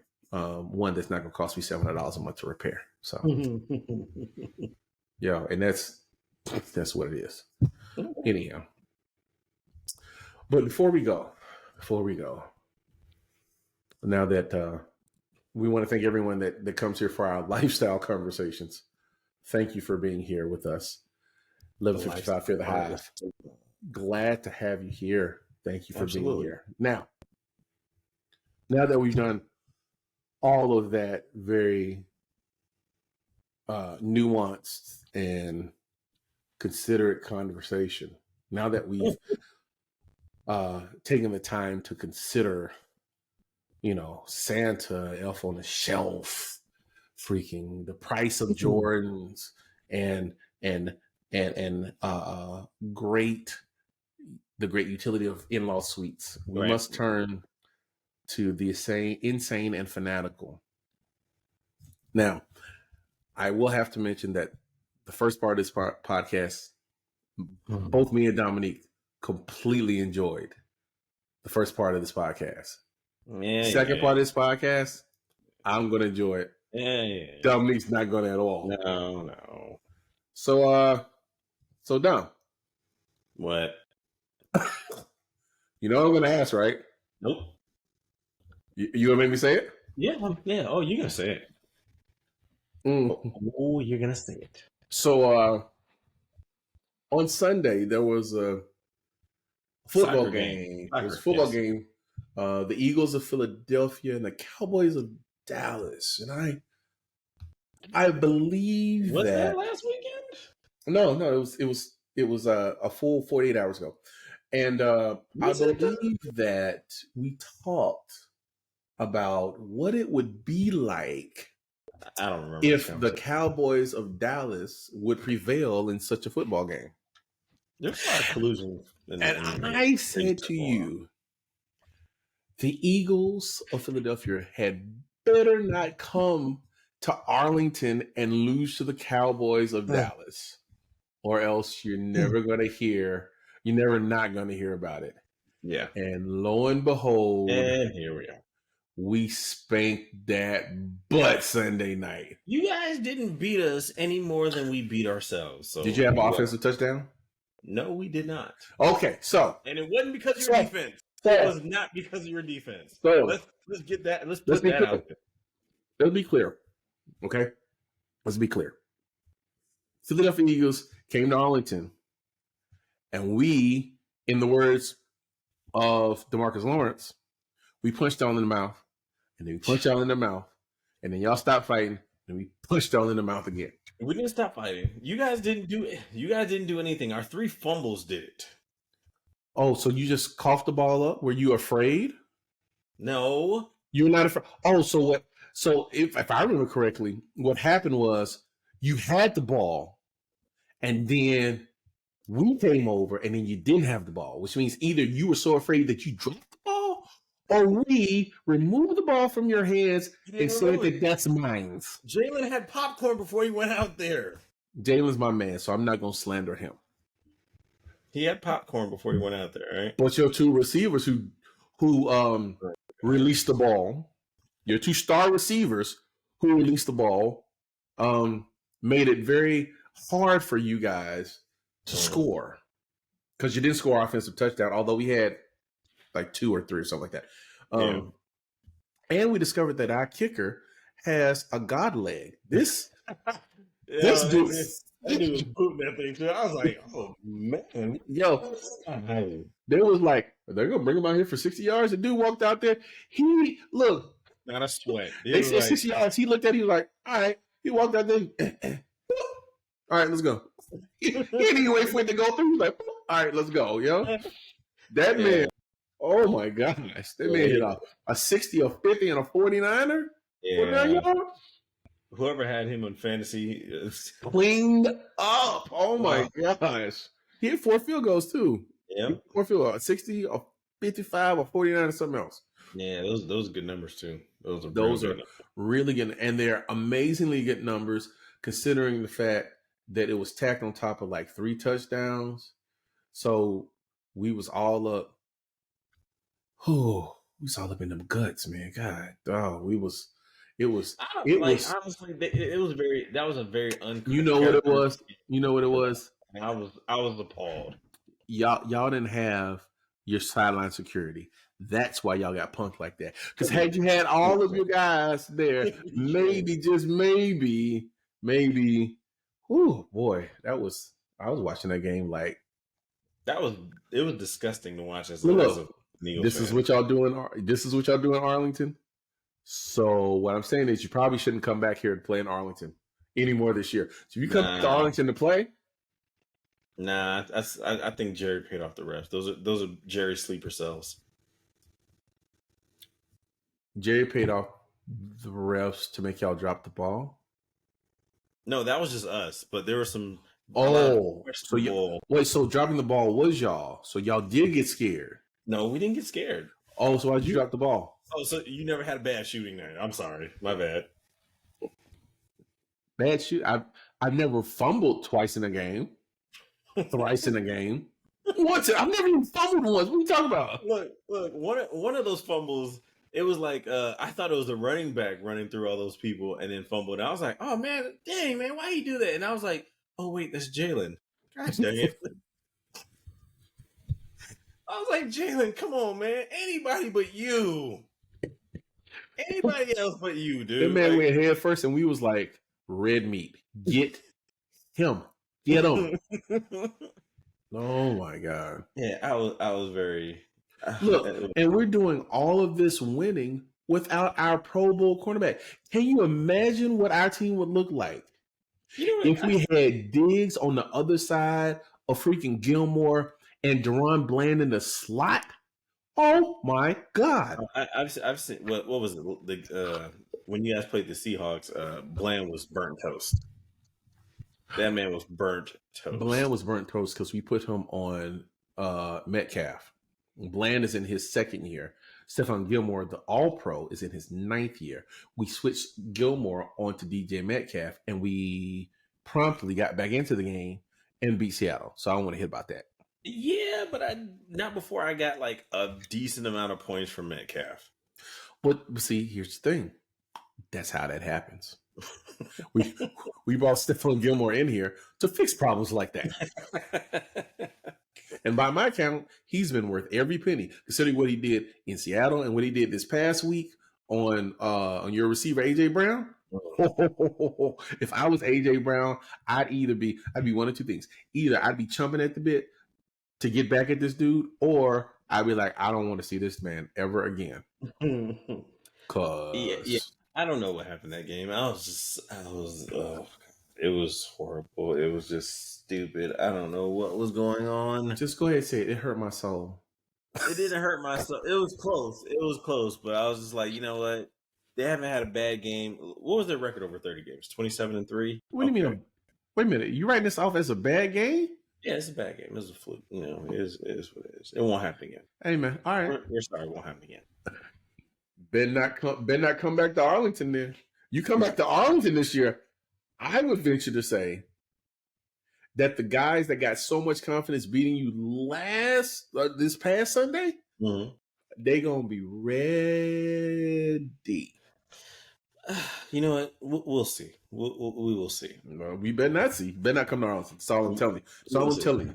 All we have to do is win our next 4 games. And we still win the division. It is what it is. Wait, hold on. To win your next 4 games, so you got to win out to win the division. I like how this is checking out. Which is definitely doable. And even at that, that's even if we don't win out and we get second, so what? We just have a better way of getting to the finals. What? You going to travel back to Arlington? We're not worried. Like we said, bad game. That's on us. Won't happen again. Won't happen again. Damn Cowboys. All right, I'm gonna stop. Did you watch that in-season tournament game, the championship? Yeah. Okay, so yes, I did. The only problem I have with it was the popping champagne side of it. As if you won the freaking Larry O'Brien trophy. I was like, I know better. You guys do not have this thing roped off campaign. Like Kobe is turning in his grave. Listen, man. Absolutely not. You have to understand. You have to take a historical view of this. This is the inaugural one. There's no historical view to it. See, that's the thing. There's no historical view now, right? The in-season tournament amounts to much of nothing other than LeBron wanted to make this thing big now. And True. LeBron's not looking at it from here. He's looking at it from 10 years down the road, right? He's looking back. It's the reason why he popped the champagne. He knows it's not the championship. He's got 4 championships. He knows what a championship celebration looks like. Yeah. But he also knows that for the recorded record, right? Mm-hmm. This needs to look like it was something big. Hence the popping of the champagne. So you got to do that. You got to be forward thinking enough to say, hey, if this, first of all, let's back up. Adam Silver pitched this and LeBron was like, I'm all in. Adam Silver was like, you got to make this a thing. And he was like, I'm going to make this a thing.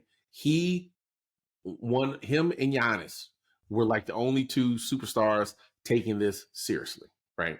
True. They were the only ones out in kill mode for the play-in, right? Yeah. And we know that because the Lakers' freaking record outside of the play-in is less than 5. It's like 500, right? Outside of playing games, or including playing games, 6-0. Rest of the record, 500. So you know he was taking it seriously. But he was asked to make it a thing, looking at the future of the league and the future. Because the other thing you have to understand is that this playing game is tied to the future revenue of the league. And if this thing doesn't become as big as it needs to be, then the NBA can't sell it for additional revenue in October that they need to keep this thing going in the way that it is. True. Like, that's important. And LeBron making it as big as it is, and Halliburton becoming a star on that stage. If Indiana Pacers make it to the playoffs, then it would have been worth it for the in-season tournament. Also, you know what I think they need to do? Not just ensuring that the winner of the in-season tournament gets a playoff spot. Well, which playoff spot though? If they're not currently in the playoffs, 8 is too insulting. No. Here's the thing: if they don't make the playoffs, if they don't make the playoffs because of their record, 8. Okay. Right. Okay. Like if they don't make the playoffs because of their record, 8. Okay. And maybe if they do make the playoffs because of their record, then they are insured a. Now it gets complicated because, like, what if they still go number 1? There's no advantage. There's no advantage to that. They go the $500,000 per person is the advantage. What are you talking about? No, I'm true, but I'm saying if we're giving them a spot in the playoffs and they still go between 3 and 6th place, you know, what do you do? Bump them up 1, whatever they are. Well, I mean, I think in the beginning, I think you just give them the playoff spot if they don't make the playoffs. Like I think that is your that confers meaning behind the play-in tournament, right? And maybe you give one playoff spot for you add another round to the playoffs, right? I like they do the NFL. Take the number 1 team, yeah, they get a bye. The rest of them they play, and then you add the number 1 team in, just like they're doing now with the remainder of the play-in, the playoff play-in, right? Okay. So do that, but I also think that if you really want to get players buy-in, aside from the $250,000 or the $500,000 that they get, you got to make the in-season tournament, whatever the first team in-season all tournament, has to count in the qualifications for your max deal. You think about it. Because to get a max deal, you have to be first team all NBA, you got to make an all-star game, you got to be a scoring leader, you got to be defensive player of the year, you got to be all defense. Like, you got to have one or 2 of them or something like that. Right. If one of the qualifications is first team all in-season tournament, that's big. That's big. Dude, if this is a contract year for me, right, and I know I'm not going to make the all-star team, right? Mm-hmm. Let's say I'm a small forward in the West, right? I know I'm not making the all-star team. So you got PG, LeBron, and Anthony Edwards, just to name 3. Right. Right? I know I'm not making the all-star team, right? I know I'm probably not making the all-pro team. Right. Right? I know I'm not making all-star, no, I'm not making all-team, and I might probably not making all-defensive team because between 3 of them, somebody's going to get that spot. Right. What can I do? I can make the all freaking in-season tournament like that would be dope. Like you'd have guys busting their tail in this in-season tournament because they know it'd be worth something. Slightly, but yes. I mean, and it's still very early. It's Yeah, just it just didn't have the hype built up like the Larry O'Brien is, and this is year one though, baby. I know. I know. Believe me, I get it. But I do think what should happen is, and whatever gymnastics need to happen, I would say the in season tournament. Yes, you have certain standings at a certain part of the year, and then you put them into a playoff. But like having it sprinkle, having it sprinkled throughout, like pool play and stuff throughout the season is just really weird. It's They, very, very weird. they'll fix it. They'll fix it. It was It's, weird. and I think the way to fix it, if we're going to do this, I've always suggested, and people have, ring me for it, but if I think it's perfect for the in season tournament. You do what you just did, and you had them play in Vegas, right? But you do the entire tournament in Vegas, or a specific venue like Orlando, or either one. So they get their standings, and it's like, all right, for See, 3 or 4 days straight, is you do NCAA style, like. maybe. See, here's the problem with that. You can do that NCAA because you're dealing with kids on scholarship, right? First of all, the owners are not going to give up these games to be played all in Vegas. Right. Agreed. Second of all, these are grown men with families. I don't see how you gonna have noon games in Vegas. You have you. I don't. Could it happen? Yeah. Do I see it happen in the first 1 to 3 years? No. Like, I mean, you're NBA players. Like, yes, you do have families and whatnot, but you're NBA players. Like, if that's when the game is being played, that's when the game Players is. Association never go for that. I guess. I You'll never guess. go for that. Never go for Or that. okay, or you don't do it during the day. You just, or like, okay, you just take a portion of the, maybe throughout the week in the evening time. Like every day, there's a game. Like just or two games. I just think you have to. I want this to work personally because I like the ambiance of NCAA tournament type style. Like, or Mm-hmm. I love the bubble. Like the bubble was actually pretty nice. That was some of the Yeah. best basketball a lot of them have ever played. And Yeah. just recreating some of that using the in season tournament is what I'm looking at. I'm like, yeah, I think this is new. Why not? I mean, it's still evolving, so you can try it 1 year, and Yeah. if you guys feel it doesn't work, And go they somewhere will. They certainly will. They certainly will. Like I fully expect for them to um keep the good stuff, right? else. Like and get rid of, the bad stuff like those freaking courts. Yeah. Like you can have Yeah, that was a NCAA tournament perfect time. courts, but you gotta have a better design than that. Somebody and maybe what they wanted is for us to be talking about the courts. True. Well, But because so I've always Jesus. said, like, if you're a champion, basically the next year you have special jerseys, like have bragging rights for that. Like, maybe the champions jerseys are like black and gold, or whatever color, something along those lines, and That would that's be just the way interesting. it is. That would And be same interesting. same with like all the sports, like football, WNBA. Like, you should have bragging rights. There should be a special edition champion jersey. Kind of like, no, I'm not gonna do that. I'm not gonna do that. I'm not gonna do it. I was gonna do it. Hey, so something that occurred to me earlier today when I was watching a clip of Kobe Bryant talk Mm-hmm. about how the Lakers only put in their rafters championship banners. They Mm. don't put if they win, their division. They don't put if they win their conference.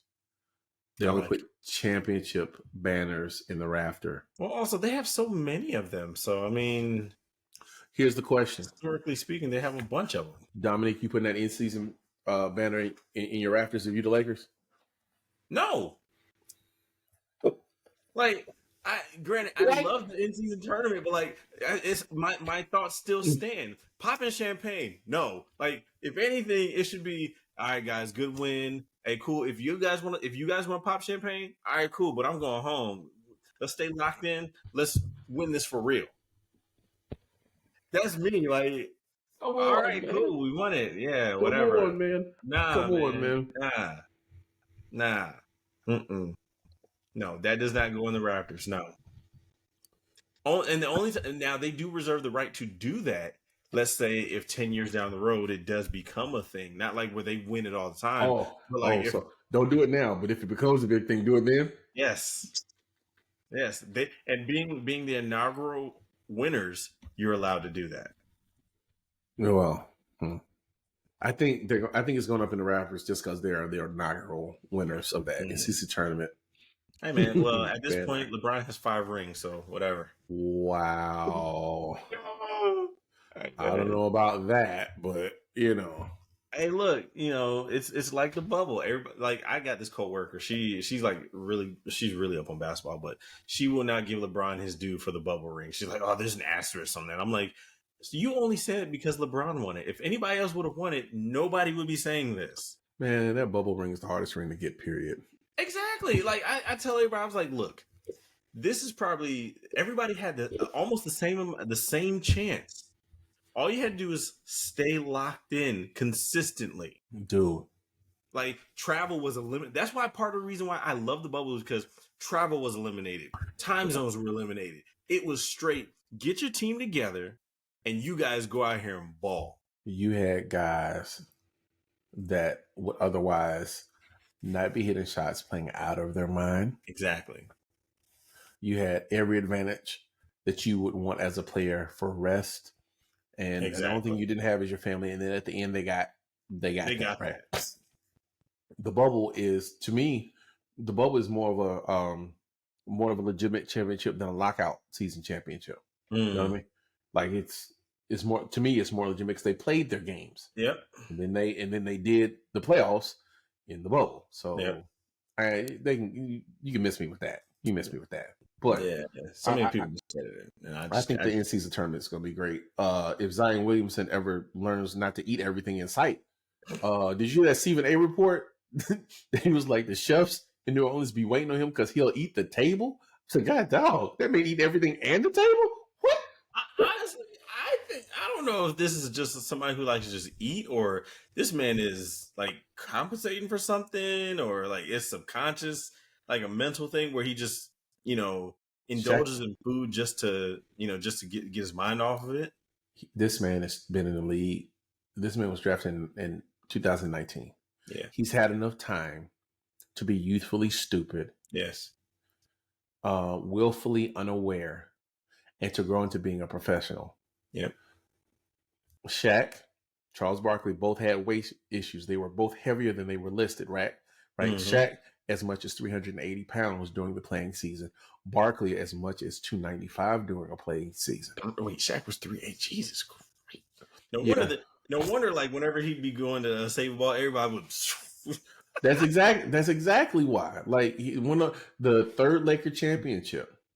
He came into camp. They listed him as 300. Right. This is before the truth in measuring that the NBA went through in the mid 2010s. Right. They listed him as 7'1", 300 pounds. This dude was easily 365, 370, maybe even 380. No, seriously, did up. Like he was, and so that's why they called that man the Diesel. Can you imagine him dropping the shoulder into you? Oh my God! No, that's. I mean, he was already, a force to deal with, but then for him to be able to be at that weight still doing that, that's a blast in the chest. Look, but both of them said that Zion is not being responsible. No, in the age that he is with his health, right? And that's important. And they coming from those two guys, like they know. Yeah. Like, it's not just some random person saying stuff. These are people that's been through it. Yeah, and you gotta do something. Well, and I'm appalled because I'm like some of these players, I'm just like, like not to diminish what they do, but it's like you just play basketball for a living. Like, well, I mean, okay. You should be able to do this, like, or like the whole argument with LeBron is like, how's he able to do this? Oh my gosh, he invests in himself every year. And Mm-hmm. all these guys should be able to do it, maybe not at the same level, but at least emulate it in some degree. Bro, from where I'm sitting, they're going to trade this dude in the They should. offseason. They should. It's He's gone in, on far too long. he's in the first year. It's kind of tough because he's in the first year of his max deal. 5 Right. years, 197, right? I don't know why they gave him a max deal, but okay. You had to give him a max deal. For what? Because you have to signal to the rest of the players in the league that you're willing to give max money to what everybody considered at that particular point in time as a max player. Everybody has to know that about you. So if you don't do that, then you're going to be branded as cheap, and nobody wants to be branded as cheap. And you need free agents to come sign with you, or Hey, you need guys. You hear that, Charlotte? You hear? Oh, okay. Charlotte ain't cheap either. They're just stupid. No, seriously, they're not cheap. They're just stupid.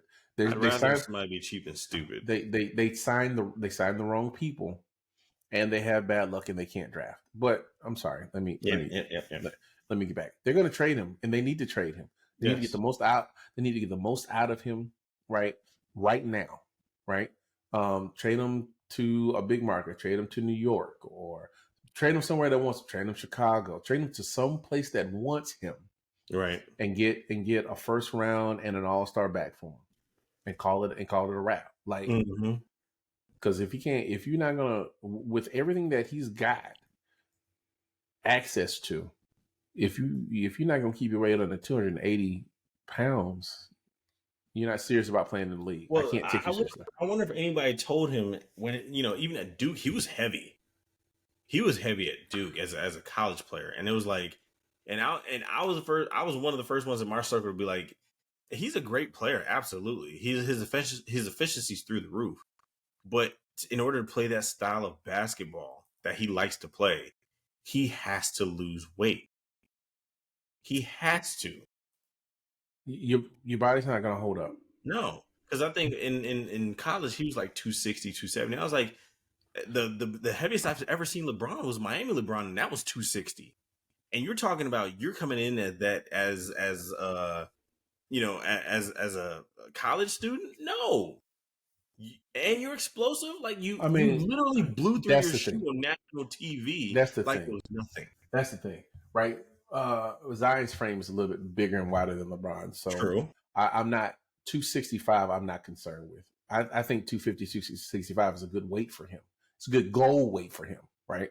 Like an actual. I'm not talking about on the stat sheet. I'm talking about an actual 260, right? Because he's 6'6", 6'7", whatever. But yeah, anything more than that, you can't.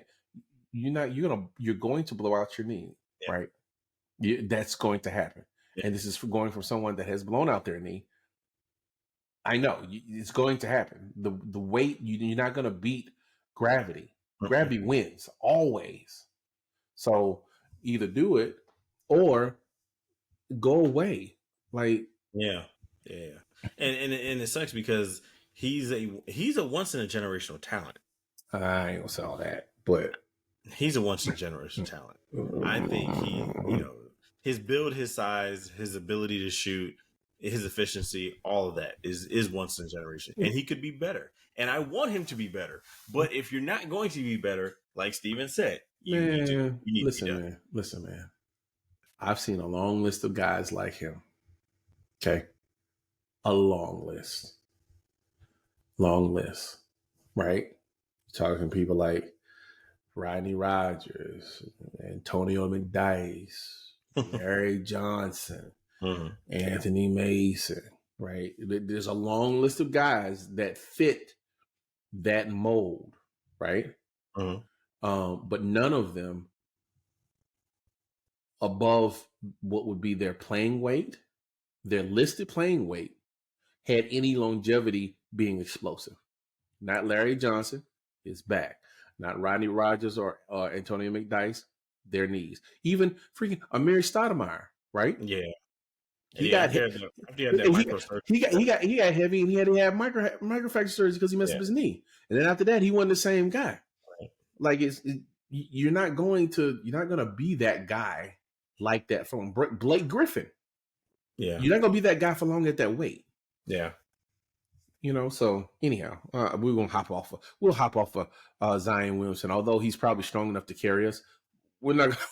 I'm glad you slightly clarified that because I was going to say I'm not Mariah Mills, but yeah, sure. Wow. Got to close this up. Shohei Ohtani, what do you think about the contract? Dude, that's insane money. 70, like baseball is where the money is at. I had a buddy ask me, how does baseball pay all these dudes? And I was like, I don't know. Don't know. Who's going to they don't have a cap, so it's like no, they do have a cap. It's not a hard cap. Who's going to these games? Who's going? First of all, they got 182 games, so I get it. And then they have the regional sports contracts, which you can do. Then you have the naming rights for individual stadium, and then you have $70 million, 162 games, regional sports, naming rights, and then you got the collective that they get from selling MLB stuff, and they have the ability to sell their own merch under their own stuff. Like how the Yankees have so much money because they sell Yankees merch, and they get their money is almost like all of them. Right. Yeah. So they got money. Dodgers are the same way. That's how they can pay him.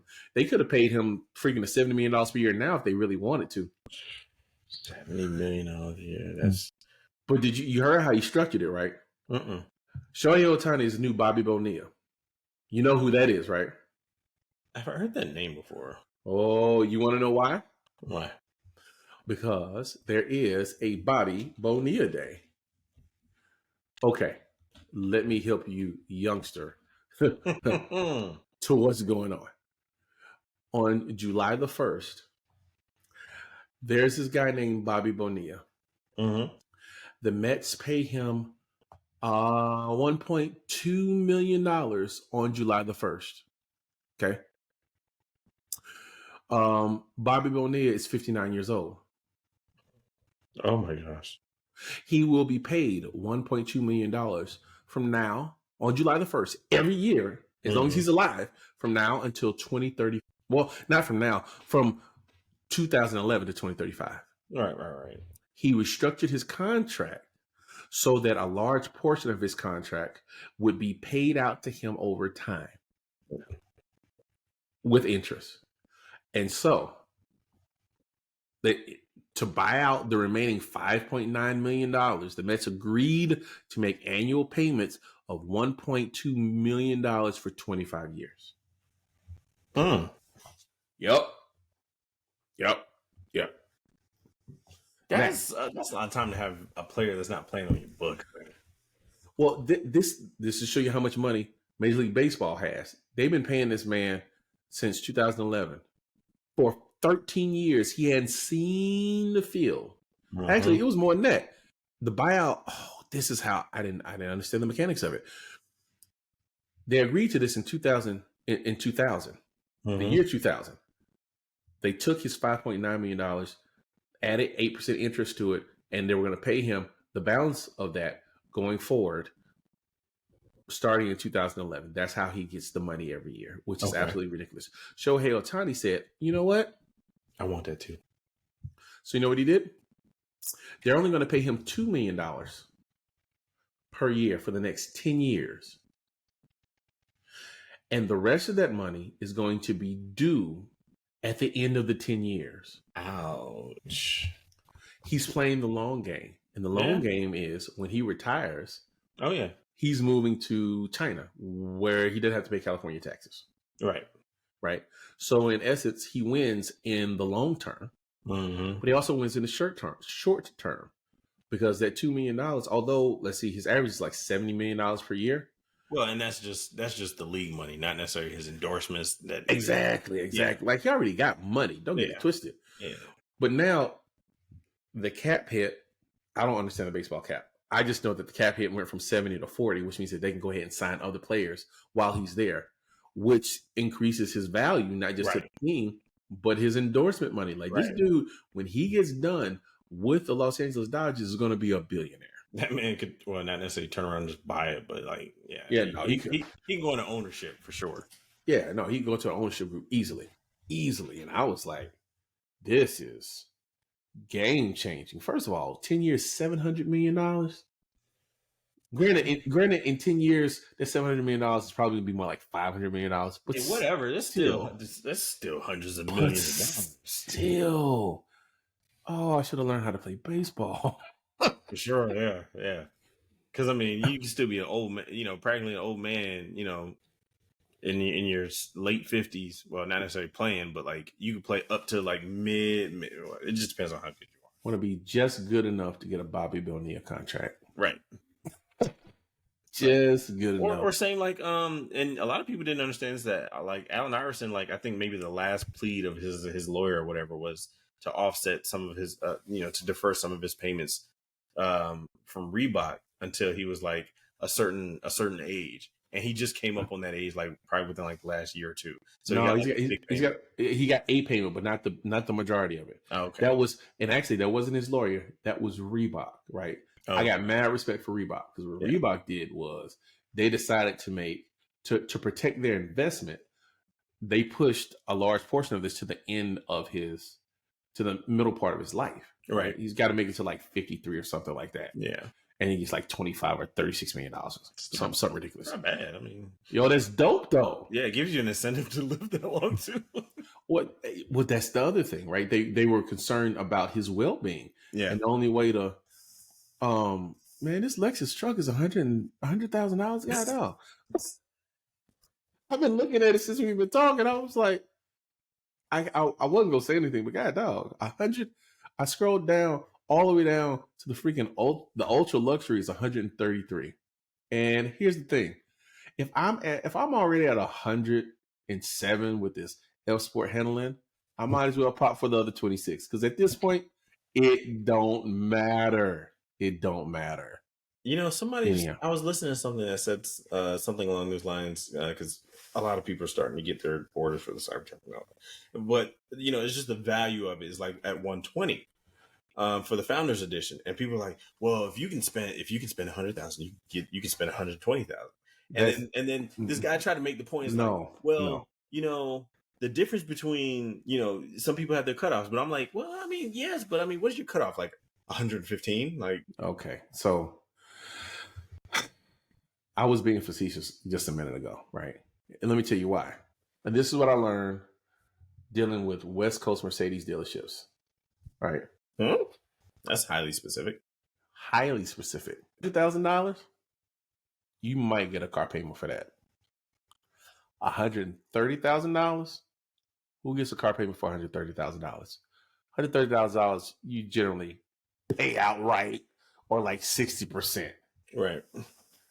Because who's going to give you a car payment on $130,000? Who's going to give you a loan $130,000, right? Well, if you're in the position to buy a car like that, you're leveraging. Yeah, you pay $50,000 down. $50,000 down. That's what you're gonna do. That's what you're gonna do. So yeah, no. I was being facetious. Or go grab you a HELOC or something or other. You're leveraging some other way to pay for that. You can pull it out of your insurance portfolio and come in and write a check for $50,000. So that when you get ready to get rid of this thing, you're not underwater at all. Right. So, but yeah, no, that was being facetious. I had a conversation with a sales manager, and he had to hit me to the business. Right, for Mercedes, the line is like 150, right? Mm-hmm. Like 110 maybe, right? Once you get to 150, they're not talking about freaking no. They're talking about what bank is going to finance this? It's like bank. What? The bank of me. Write a check. Why are the funds? Why are the funds? That's what it is. So anyhow, all right, we've done it. We're all over the place, but we got to bring this thing to a close, man. we're all over the place, but no, yeah. Shohei's contract is pretty dope. Need to learn how to play baseball. Definitely teach the kids how to play baseball. In-season tournament was great. Eagles sucked on Sunday. Absolutely. Is there anything else in sports we're missing? I don't think so. Not that I can think of at the moment. No, not at all. Not at all. I do want to see. I want to see if I can catch South Carolina here in Texas. That'd be great. Oh, wait. So you did an awesome job with the live postings. Oh, for the NCAA tournament? Oh Yeah. no, the live tweeting or the live So posting. what Yeah. was crazy about that was I was scrolling, like my wife, she was like, Dom, were you talking to yourself in this? I was like, no, please, man. Like, no, why would I do that? It's weird. She was like, oh. I was like, you really think I'm crazy, don't No, you? she was just like, make it make sense because it don't make sense. I saw the post and I thought it was you, and then you responded to you, and I was like, is my husband losing it? And I wanted to know whether or not he was. And I was like, no, Steve, that was all Steve, which was really awesome for Yeah, something like that. So yeah, that was awesome. Got to give you your props, dude. man. Look, I was working, working, right, while I was doing it. So I'll be watching the game, be like, oh snap! I get back to work. Oh snap! It was fun. I see why people do it so much now. Well, Yeah, they don't do it as much because Twitter sucks, but you know, Well, yeah. I mean, the strategy behind I it see is what people like, get. especially like for us being a small, channel and all that. Yeah. I think it does give exposure at some point, and people's like, Yeah. wait, he's live tweeting that? Oh, okay, Yeah. I have to look at that. Yeah, and I could only do that on NBA. I'm too invested in the Cowboys to do with NFL. It'd be very apparent who's live tweeting and some of the things I would say. You guys probably wouldn't like so much. Well, so sometimes I get the tweets from Skip Bayless, and and it was weird, and I don't like the guy, but that's how sometimes I keep up with the games. And like when I was watching the game, the football game the other day, and we got DirecTV, and they were going through a thing with Tegna, and so we didn't necessarily get it on DirecTV. I had to go find a stream to watch that game. Oh, Yeah, so I had to do work to watch that disappointing game. But like, so it was behind. So then when Skip would tweet, I'm like, I'm already reacting because I'm like, he did what? And then I see it, I'm like, oh my gosh. Yeah, no. Yeah.